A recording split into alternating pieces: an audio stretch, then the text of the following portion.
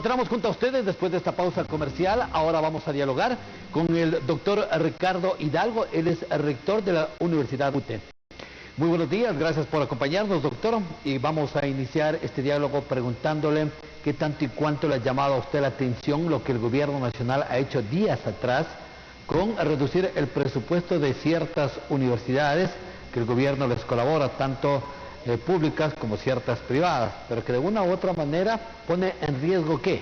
Buenos días, bienvenido. Muchísimas gracias por la invitación. Un cordial saludo a quienes nos están mirando desde la televisión. Contestando a su pregunta directamente, debo decirle que la disminución de los recursos para la educación superior, tanto para las universidades públicas como para las universidades privadas que reciben rentas del Estado, como es el caso de la UTE, esto ha significado un gran problema para el futuro de las propias universidades. La reducción a la que estamos sujetos, la Universidad UTE, es de más de 2 millones de dólares, alrededor de 2.250.000 dólares, porque debemos recordar que en el mes de octubre del año pasado ya hubo una primera reducción y ahora en mayo hemos tenido la siguiente reducción. Eso pone en riesgo la permanencia de algunos docentes con contratos eventuales o con contratos ocasionales, pone en riesgo la investigación de la universidad, también el presupuesto para vinculación con la colectividad y finalmente el presupuesto para la capacitación docente. Es decir, doctor, ¿cuántos despidos podrían generarse en la universidad que usted está al frente? Bueno, siguiendo un poco las directrices del Ministerio de Trabajo que salieron a propósito de esta emergencia sanitaria, nosotros en días pasados hemos tomado la resolución de reducir la jornada de trabajo tanto para docentes como para administrativos. Esperamos que con estas medidas podamos salvar la mayor cantidad de empleos que podamos. Sin embargo, debo comentarle que este no es solo un problema. El problema que se ha añadido es además la reducción en la matrícula de los estudiantes. La UTE tiene que enfrentar en este momento alrededor de un 20% de disminución de la matrícula y por lo tanto eso también significa una reducción en el número de paralelos. Estamos en este momento trabajando intensamente con de talento humano y con la Dirección General académica, con el vicerrectorado, haciendo un análisis del distributivo de los docentes y mirando la manera de optimizar el tiempo de dedicación horaria de los docentes. Ventajosamente la universidad tiene un promedio de los tiempos completos, de los docentes a tiempo completo, más bien bajo, y por lo tanto esperamos en este caso afectar a la mínima cantidad de docentes y de empleados y trabajadores. ¿Qué va a pasar en el tema, hablando aquí de facultades que tienen ustedes? Algunas se cerrarían por falta de profesores, por falta de maestros vinculadas a ciertas áreas, porque en otras universidades eso es lo que va a pasar o está pasando ya. Bueno, eso es lo que ha ocurrido. Por ejemplo, en días pasados escuchamos al colega rector de la Universidad Central que debido a la disminución de los recursos no se va a abrir el próximo semestre en la Universidad Central y se prevé una reducción de docentes alrededor de 500. Nosotros estamos en este momento planteando la posibilidad de mantenernos con un número reducido de estudiantes. Hablamos de alrededor de 10 a 15 estudiantes por docente, que es bastante óptimo para mantener una formación virtual o con la modalidad online. Y de esta forma esperamos incidir lo menos posible en la reducción de personal. Sin embargo, hay muchos factores adversos y por lo tanto tendremos que hacer unos recortes no previstos para evitar caer en un déficit que signifique poner en riesgo la viabilidad de la universidad. ¿Qué va a pasar en el tema que ustedes cofinancian, también el tema de becas? ¿Estarían en riesgo ellos o cómo van a canalizar aquello? Bueno, esta es una gran pregunta. El año anterior nosotros ya otorgamos las becas con un presupuesto X. Ahora resulta que tenemos un presupuesto Y. pero a los estudiantes ya se les dio las becas. Y nosotros, como somos una universidad solidaria, somos una universidad sin fines de lucro, la UTE va a tener que asumir, no durante un semestre, durante los próximos 5 años, los estudiantes que entraron con el presupuesto del año 2019. Imagínense, Luis, lo que significaría este momento que nosotros cerremos el grifo y que digamos, bueno, como el Estado no nos ha dado los recursos, ustedes ya no pueden continuar estudiando. Eso sería un drama, pero de unas connotaciones sociales y además de unas repercusiones muy importantes. ¿Qué vamos a hacer con esos chicos? ¿Les condenamos a que salgan y a que dejen de estudiar cuando ya están participando y son parte de una comunidad? La UTE es una familia. No les vamos a abandonar a estos chicos. Estos chicos van a seguir con nosotros a pesar de que el gobierno ecuatoriano haya disminuido los recursos para nuestra universidad. Me preocupa algo que usted dijo al inicio, ¿no? Es el tema de la investigación. Las unidades están en ese parámetro de investigar, de buscar alternativas necesarias ante los nuevos mundos que se plantean. En el tema de investigación, ¿qué tanto y cuánto ustedes no van a poder desarrollar lo que tenían pensado en cada año? En efecto, este año va a ser nefasto para la investigación en las universidades ecuatorianas. Nosotros, de acuerdo con la normativa superior, la Ley Orgánica de Educación Superior, la LOES, debemos invertir alrededor del 6% del presupuesto de la universidad para investigación. Obviamente, si queremos salvar a los docentes y a los empleados y trabajadores, tenemos que buscar una forma de reducir el presupuesto. Y en este caso la investigación va a sufrir una reducción muy importante. También la capacitación a los docentes. Tomemos en cuenta que en esta época los docentes, hay una red de universidades a nivel internacional y hay un intercambio de docentes muy dinámico. Nuestros docentes ya no van a poder ir en los interciclos a las universidades internacionales a las cuales han sido invitados para continuar con sus proyectos de investigación, y tampoco los docentes internacionales que han sido invitados a nuestra universidad podrán venir.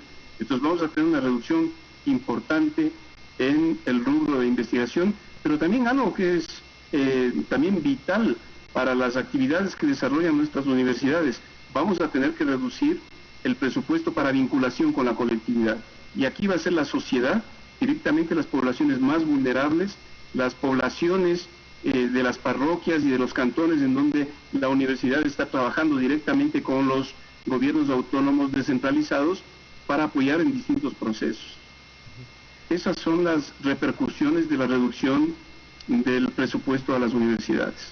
Esta noticia me generó sorpresa a mí porque no he visto que en otros países del mundo, de la latitud de aquí en Latinoamérica, se tope el tema de la salud y la educación como una reducción, pero más bien aquí el CENESID mencionaba que este tema de la reducción se hablaba más bien para reducir el presupuesto o los salarios a los rectores de las universidades y también bajar un porcentaje de lo que son viáticos, viajes, a todo eso es la baja de este presupuesto del 10% y no se toparía a otros niveles. ¿Ustedes creen que es así lo que el CENESID está manifestando y está practicando? No podemos estar de acuerdo de ninguna manera. Hay alrededor de 9.000 millones de dólares del presupuesto federal del Estado que el gobierno gasta y que no son áreas prioritarias. Me refiero, por ejemplo, a los 1.500, 1.600 millones de dólares que se invierten en defensa cada año. Ecuador es el país que está en segundo lugar en gasto de armamentos en Latinoamérica. Ya no tenemos problemas con los países vecinos. Ya no se justifica este gasto. El año anterior en importación solo en equipos para la Policía Nacional hablamos de más de 100 millones de dólares. ¿Para qué se van a invertir esos equipos? ¿Por qué no se recorta el presupuesto que tiene el país, por ejemplo, para las relaciones internacionales y la diplomacia? Tenemos que seguir manteniendo las cuotas de los amigos, de los parientes, de los compromisos que tiene el gobierno con el servicio diplomático. Estoy hablando del servicio diplomático con cargo a los puestos políticos. No me estoy refiriendo al servicio diplomático que son parte del Ministerio de Relaciones exteriores, que también podría ser revisado, obviamente, en tiempos de pandemia todo está siendo revisado.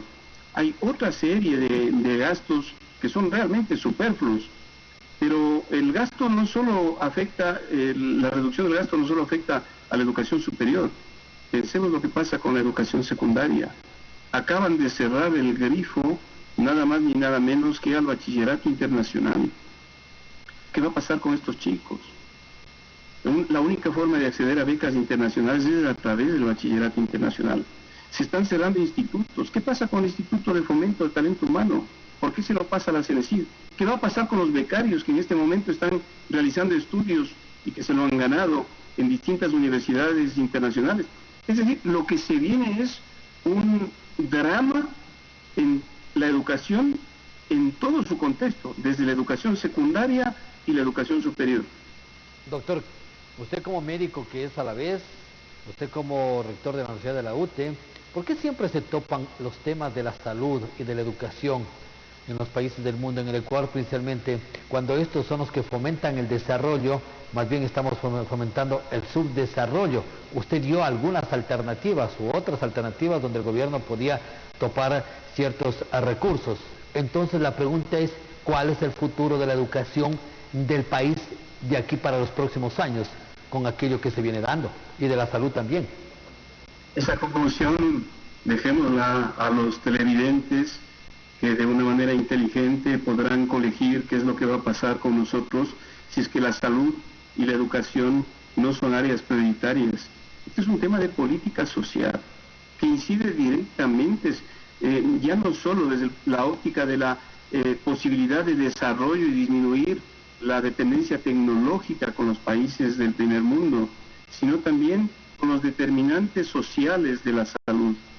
El país ha sido duramente golpeado por esta emergencia sanitaria y obviamente este es el resultado de una reducción constante de los gastos en salud, que es otra de las prioridades.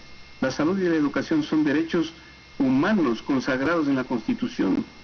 No solo que es inconstitucional en esta época de crisis disminuir los recursos para la educación, también no es la mejor opción para el Ecuador.